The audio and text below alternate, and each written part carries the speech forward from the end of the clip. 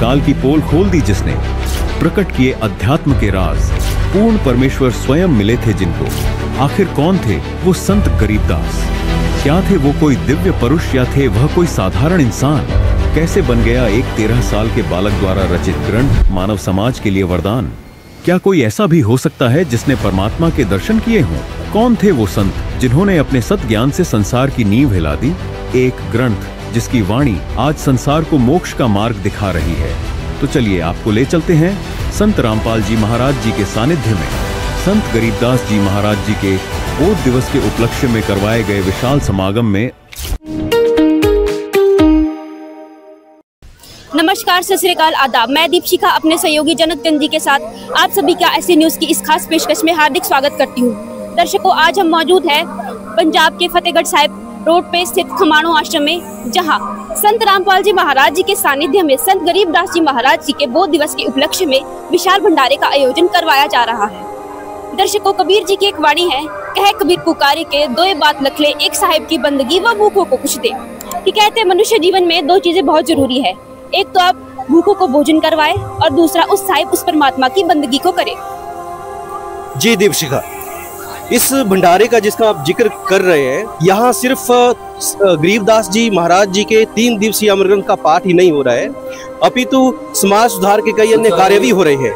जैसा कि हमें पता चला है, 3 दिवसीय यहाँ पर विशाल रक्तदान शिविर का आयोजन किया जा रहा है। साथ में हमारे समाज में एक ऐसी कुप्रथा जो आज भी एक काला सच हमारे बीच है, जिसको दहेज प्रथा के नाम से हम अभी रोजमर्रा की जिंदगी में इसके कुप्रभाव को देख रहे हैं। इसके खिलाफ जो संत रामपाल जी महाराज जी ने मुहिम चलाई है, इसी के तहत यहाँ दहेज रहित शादियां, जिनको संत भाषा में रमेणी कहते हैं, उनका आयोजन भी यहाँ किया जा रहा है। जी जनक जी, दर्शकों हमारे साथ शुरू से अंत तक जरूर बने रहिए, आपको अनंत जानकारियाँ मिलेगी। और साथ ही संत रामपाल जी महाराज जी के जो अनुयायी हैं, उनके ऊपर अनेक प्रश्न चिन्ह लगाए जाते हैं। हम संत रामपाल जी महाराज जी के अनुयायियों से ही जानेंगे कि उन सब में कितनी सच्चाई है। क्यों जनक जी? दर्शकों, सोशल मीडिया पर आए दिन आप संत रामपाल जी महाराज से जुड़े वायरल पोस्ट देखते रहते होंगे। आपके मन में भी कई प्रश्न ऐसे उठते होंगे, जैसे कि संत रामपाल जी महाराज जी के अनुयायियों के प्रति अक्सर ये देखा गया है या उनके प्रति अक्सर हम सुनते हैं कि वे किसी प्रकार का कोई नशा नहीं करते, मांसाहार रहित उनका भोजन होता है, और इवन कि वो किसी तरह की एंटरटेनमेंट के जो साधन प्रचलित हैं, मूवीज देखना, वेब सीरीज देखना, इनसे भी कोसों दूर है। तो इस तरह के कई ऐसे सवाल हैं जो हमारे मन में उठ रहे हैं। यहाँ हम देख पा रहे हैं कि इस समागम में कई सारे युवा लोग पहुंचे हुए हैं, और ये सवाल हमारे मन में भी बहुत तीव्र जिज्ञासा हमारे मन में ये उजागर कर रहा है कि ऐसा कैसे हो सकता है जब सारा युवा वर्ग इस मूवीज और वेब सीरीज के पीछे भाग रहा है, तो ये युवा कैसे इसे अछूते हैं। दर्शकों, बने रहिए हमारे साथ, इन सारे प्रश्नों के उत्तर हम जानेंगे सिलसिलेवार। लेकिन उससे पहले जिस उद्देश्य से ये समागम यहाँ आयोजित किया जा रहा है, जिसको यहाँ गरीबदास जी महाराज जी का बोध दिवस के रूप में यहाँ मनाया जा रहा है, ऐसा हमें पता चला है। तो दर्शकों, पहले यही जानते हैं हम कि ये गरीबदास जी महाराज कौन थे और ये बोध दिवस का क्या तात्पर्य है। जनक जी, आपको पता है कि यहाँ पे भव्य प्रदर्शनी भी लगाई गई है, जहाँ पे सारे धर्म ग्रंथों के सदग्रंथों को एकत्रित करके रखा गया है, और जो संत गरीबदास जी महाराज जी है, उनके पूरे जीवन के परिचय को वहाँ पे बताया गया है चित्रों के माध्यम से। तो आप और श्रद्धालुओं के संत रामपाल जी महाराज जी से गरीबदास जी के बोध दिवस के बारे में पता कीजिए। मैं आध्यात्मिक प्रदर्शनी में जाती हूँ। जी, तो जिस समागम में हम यहाँ आए हैं, जिसको गरीबदास जी महाराज जी का बोध दिवस बताया जा रहा है, तो सबसे पहले हम जानते हैं कि गरीबदास जी महाराज कौन थे और ये बोध दिवस का क्या तात्पर्य है। नमस्कार सर। सर, हमारे श्रद्धालुओं को संक्षेप में बताइए कि गरीबदास जी महाराज कौन थे और ये बोध दिवस का क्या तात्पर्य है। गरीबदास जी महाराज का जन्म छुनारी गांव में हुआ था, जो 10 साल की उम्र में उनको परमात्मा कबीर साहब मिले थे और उनको अपना ज्ञान दिया और सतलोक लेके गए थे। सतलोक में उन्होंने अपने ज्ञान से परिचित करवाया, फिर वापस उनको धरती पर छोड़ा। सभी काल लोग और परमात्मा की लोक के से परिचित कराया था परमात्मा ने। और बोध दिवस आपने जो पूछा, बोध दिवस का मतलब है जब व्यक्ति को अपने आत्मा और परमात्मा का ज्ञान होता है और पूर्ण गुरु की शरण प्राप्त होती है, सही परमात्मा की भक्ति विधि मिलती है, तो उसे अपना जो बोध, उसको बोध कहते हैं, भी परमात्मा का बोध होना, परमात्मा की सही भक्ति का बोध होना, उसे इसी उपलक्ष्य में आज जहाँ पर बोध दिवस मनाया जा रहा है गरीबदास जी महाराज का।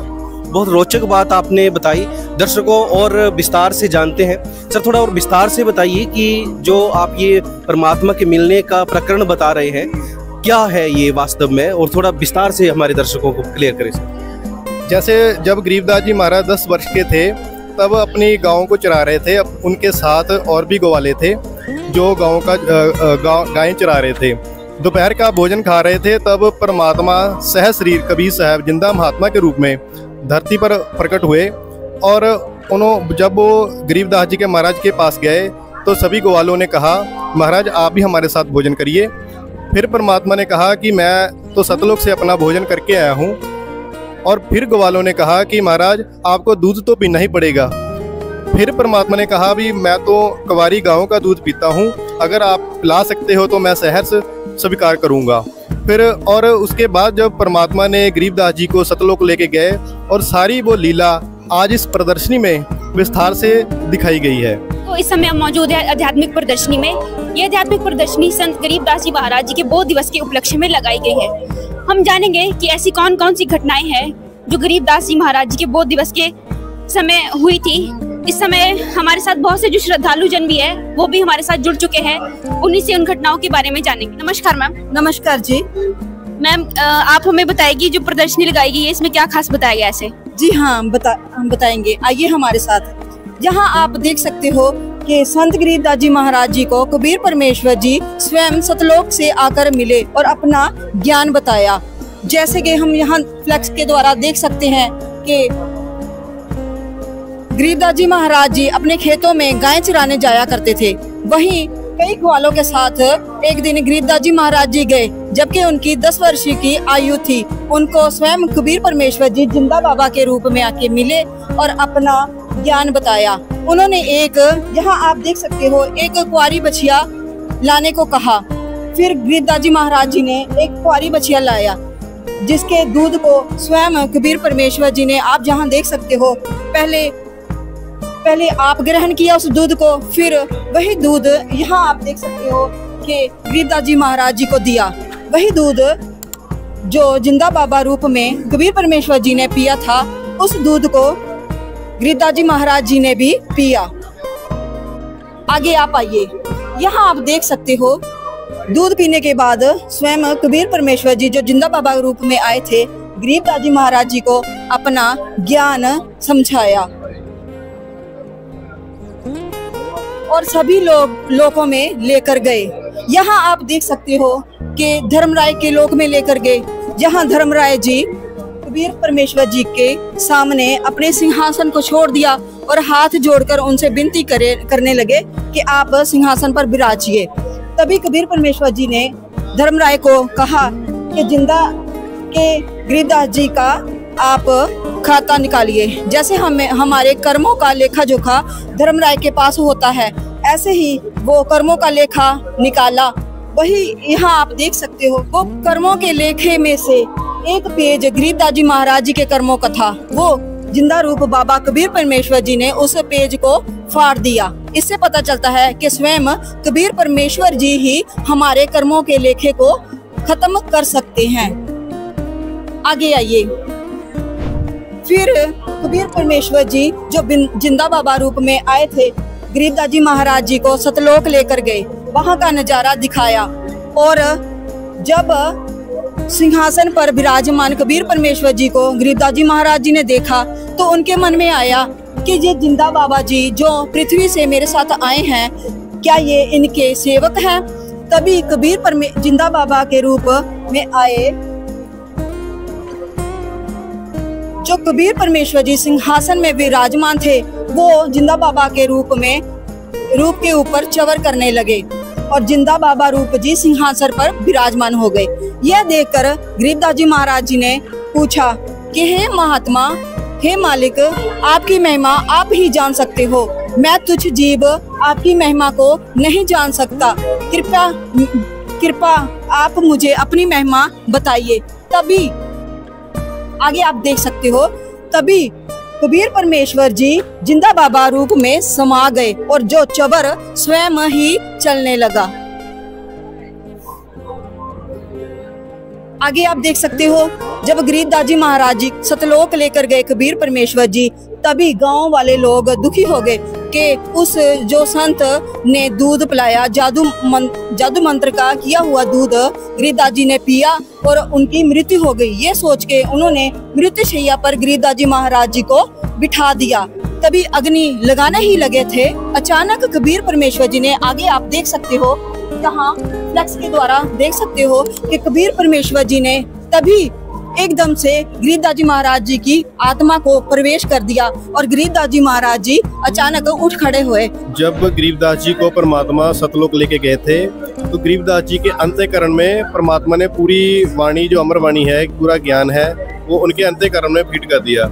फिर वही वाणी गरीबदास जी महाराज ने नीचे आकर अमर ग्रंथ की रचना की, उसमें वही वाणी परमात्मा की दर्ज की। सर, आप बता रहे हैं कि 13 वर्ष के बालक ने अमर ग्रंथ की रचना करी। ये थोड़ा आपको नहीं लगता कि हमारे दर्शक कैसे समझ पाएंगे कि 250 वर्ष पहले जब शिक्षा इतनी प्रचलित नहीं थी, अक्षर ज्ञान इतना नहीं था, तो एक 13 वर्ष के बालक ने कैसे रचना कर दी एक इतने बड़े अमर ग्रंथ की? ऐसा भी उस वक्त एक दादू पंथ से दीक्षित गोपाल दास जी संत थे जो अक्षर ज्ञान रखते थे उस वक्त। उन संत ने जब गरीबदास जी से परमात्मा की वाणी सुनी, तब उन्होंने विनय की भी, एक महाराज आप ये वाणी जो है लिखवा दीजिए, लिपिबद्ध करवा दीजिए, ताकि ये आगे जीवों के उद्धार के काम आएगी। तो गरीबदास जी महाराज जी ने वो वाणी बोली और गोपाल दास जी महाराज ने लिखी। 6 महीनों में ये पूरा प्रकरण हुआ वाणी पूरा लिखने का। और ये वाणी उच्चारण करने लगे कि अनंत कोट ब्रह्मांड का एक रति नहीं भार, सतगुरु पुरुष कबीर हैं कुल के सिरजनहार। ये वाणी सुन के ही गांव वाले समझने लगे। यहाँ आप देख सकते हो, गांव वालों ने समझा कि ये लड़का बावला हो गया है, क्या पता उस जिंदा बाबा रूप में आए साधु संत ने जंत्र मंत्र से इसको ऐसा कर दिया। तभी उन्होंने गोपाल दास जी जो दादू पंथ से जुड़े हुए थे उनको बुलाया। जैसे हम झाड़ फूक करने के लिए अनेकों के पास जाते हैं, ऐसे ही गरीबदास जी महाराज जी का वो बावलापन ठीक करने के लिए उन्होंने गोपाल दास जी महाराज जी को बुलाया जो दादू पंथ से जुड़े हुए थे। आगे आप देख सकते हो कि जो गोपाल दास जी महाराज जी ने जब उनके द्वारा गरीबदास जी महाराज जी द्वारा जो बानियां वो उच्चारण कर रहे थे, जो कि वो सतलोक से सुनकर आए थे, देखकर आए थे, गोपाल दास जी महाराज जी ने जब उनसे सुना, आश्चर्य रह गए कि ये बानियां यहाँ की नहीं है, ये तो किसी और लोक की है। उन्होंने विनती करी, गरीबदास जी महाराज से विनती करी कि मुझे ये बानी लिखित रूप में लिखवा दें, ये विनती करी। तभी गरीबदास जी महाराज जी ने गोपाल दास जी महाराज जी को अपनी आंखों देखी सतलोक की घटना लिखवा दी। वही पवित्र ग्रंथ आज हमारे सामने यहाँ आप देख सकते हो विद्यमान है, जिसकी वाणी सतलोक आश्रम में चलती है। क्या नाम है उस ग्रंथ का? इस ग्रंथ का नाम अमर ग्रंथ है, जिसको सूक्ष्म वेद भी कहा जाता है। जिस अमर ग्रंथ की आप बात कर रहे हैं उसमें ऐसी क्या विशेषताएं हैं जो पहले के जो हमारे धर्म ग्रंथ 4 वेद, गीता, गुरु ग्रंथ साहिब जो प्रचलित पहले से ही मान्यताओं में है, उनमें नहीं है वो विशेषताएं? ऐसी क्या विशेषताएं जो इस गरीबदास जी महाराज द्वारा दिए गए अमर ग्रंथ में? सर, ऐसा है कि जो हमारे 4 वेद हैं, परमात्मा की वाणी है, वेद मेरा भेद है, मैं ना मिलूं वेदन के माही, जिस वेद से मैं मिलूं वो वेद जानते नहीं। क्योंकि वेदों में लिखा है भी परमात्मा अपनी जानकारी खुद आकर अपनी वाणी में बताता है। ये जो वाणी है गरीबदास जी महाराज की, ये वाणी गरीबदास जी के रूप में परमात्मा ही आए हुए थे। उन्होंने अपना वो सारा ज्ञान जो वेदों में नहीं है वो इसमें कंप्लीट किया हुआ है। जैसे एग्जाम्पल के लिए बताता हूँ, जैसे गीता में 3 नामों का संकेत दिया हुआ है, लेकिन उसमें सिर्फ एक ओम मंत्र लिखा है, बाकी जो 2 मंत्र है वो संकेतिक है, वो उसमें मंत्र नहीं है, वो किसी ग्रंथ में नहीं मिलेंगे। बाकी जो ग्रंथों में 3 मंत्रों का संकेत दिया है लेकिन मंत्र नहीं लिखे, इस ग्रंथ में वो सारे मंत्र लिखे हुए हैं उसकी विधि लिखी हुई है और किस गुरु ने देने हैं आगे उसका भी प्रकरण है। जैसे एक और एग्जांपल दूंगा इस ग्रंथ के बारे में, अमर ग्रंथ के बारे में, इसको पांचवा वेद और सूक्ष्म वेद भी कहा जाता है। इस ग्रंथ में जो पहले ग्रंथ कबीर साहब जी का ग्रंथ है, कबीर सागर ग्रंथ, 600 साल पहले जो बाणी रची थी कबीर साहब जी ने, उसमें लिखा था कि जब 12वें पंथ के प्रवर्तक गरीबदास जी आएंगे उनके द्वारा मेरी बाणी द्वारा प्रकट होगी। 12वें पंथ प्रकट हो गए बाणी, शब्द मेरे की निर्णय ठानी। फिर 12 पंथ हम ही को ध्यावे, अस्थिर घर का मर्म ना पावे। फिर बताया था कि 12वें पंथ हम ही चलावे, सब पंथ मिटा के एक पंथ चलावे। फिर उन्होंने कहा था कि 12वें पंथ में जो बाणी प्रकट होगी उसी पंथ में मैं दोबारा आऊंगा, कबीर साहब जी ने कहा था। तो इसमें वो पूरा ज्ञान है जो बाकी ग्रंथों में नहीं है। गरीबदास जी महाराज को भी आप कोई साधारण संत मत समझिए। गरीबदास जी महाराज जब अपना ज्ञान दे रहे थे परमात्मा का दिया हुआ, तो उन्होंने जब 1778 में अपना शरीर त्याग दिया, तब अपने शुडानी गांव में त्यागा। उनका वहां पर अंतिम संस्कार और समाधि बन गई। उसके बाद उनका एक भक्त था भूमरदास, वो जो सहारनपुर में रहता था, उसी वक्त वहां पर प्रकट हो गए सहस्रीर में गरीबदास जी। वहां पर 35 वर्ष फिर रहे गरीबदास जी और वहां पर दोबारा फिर अपना जो शरीर है त्यागने की लीला की। और वहां पर भी उनकी एक यादगार जहां पर संस्कार किया गया था वहां पर मौजूद है, आप जाकर देख भी सकते हो। आगे चलिए आपको लेके जाते हैं।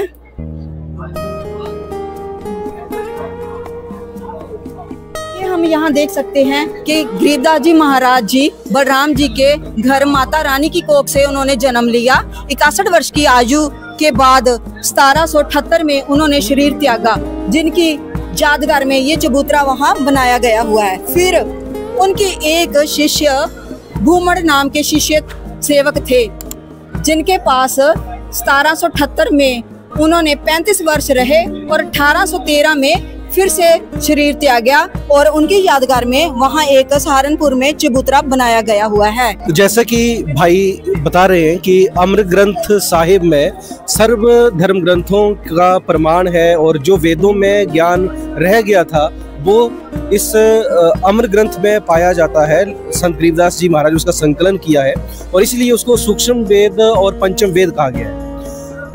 भाई जी, आप सिख समाज से संबंध रखते हैं, क्या आपने गुरु ग्रंथ साहिब को छोड़ करके अब अमर ग्रंथ को मानना शुरू किया है? देखिए सर, ऐसा है जो गुरु ग्रंथ साहिब में वाणी है गुरु नानक देव जी की या कबीर साहब जी की वाणी है, वो इसी सूक्ष्म वेद का हिस्सा है। जैसे गुरु नानक देव जी ने 3 मंत्रों का संकेत दिया है, अगन बिंब पवने की वाणी 3 नाम के दासा। और एक और जगह पे दिया है, कहो कबीर अखर दो पाक होएगा कसम ते लेगा राग, जेतु पढ़िया पंडित बिना 2 अखर 2 नामा, प्रणबत नानक एक लंगाए जेकर सस मामा। जैसे आपने सुना जी, इसमें 3 अक्षरों का संकेत दिया है। उस ग्रंथ में, गुरु ग्रंथ साहिब में, वो 3 अक्षर मंत्र जो है वो नहीं लिखे, सिर्फ संकेत दिया है। और दूसरा एक वाणी में गुरु नानक देव जी ने कहा, कोई आवे संतो हर का जन संतो, मेरा प्रीतम जन संतो को मुको मार्ग दिखलावे। बल्कि कोई ऐसा गुरु मिले, हमें ढूंढना है जो ये सारा भक्ति का पूरा ज्ञान बता दे और उसके पास ये 3 मंत्र हो। अगन बिंब पवने की बाणी 3 नाम के दासा, से तस्कर जो नाम ना लेवे वासे कोट पचासा। मतलब कि जो जिसके पास ये 3 मंत्र नहीं है वो इस 84 के चक्कर में पड़ा रहेगा, इससे निकल नहीं सकता। हमें गुरु नानक देव जी का यही आदेश है गुरु ग्रंथ साहिब में भी हमें ऐसा संत ढूंढना है जो ये 3 मंत्रों का जो भेद बता दे और तीनों मंत्रों की भक्ति दे और पूरा भक्ति का मार्ग समझा दे। इसीलिए जो अमर ग्रंथ में ये पूरा ज्ञान परमात्मा ने, जैसे क्योंकि परमात्मा की मर्जी है वो कि एक बार गुरु ग्रंथ साहिब में नहीं, सिर्फ यहीं तक सीमित नहीं है भी इस तक ज्ञान ही देगी, इसके आगे ज्ञान नहीं दे सकते। परमात्मा तो हर युग में आते हैं, इससे आगे भी जो समय होगा उसमें भी परमात्मा आके अपना ज्ञान देंगे, वो तो आते ही रहते हैं अपना ज्ञान देने के लिए। इसलिए अब गरीबदास जी के माध्यम से जो द्वारा वाणी प्रकट की है ना ग्रंथ अमर ग्रंथ साहिब की, उसमें ये पूरा ज्ञान है।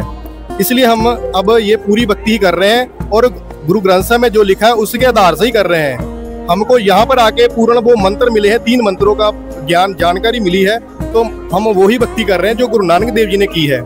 जी जी, तो इन्होंने गुरु ग्रंथ साहिब को छोड़ा नहीं है, बल्कि गुरु ग्रंथ साहिब में दिए गए आदेश का पालन कर रहे हैं। तो दर्शकों, अभी हमने देखा गरीबदास जी महाराज जी के बारे में जाना, और बौद्ध दिवस क्यों मनाया जाता है, ये सब बातें हमने यहाँ देखी समझी।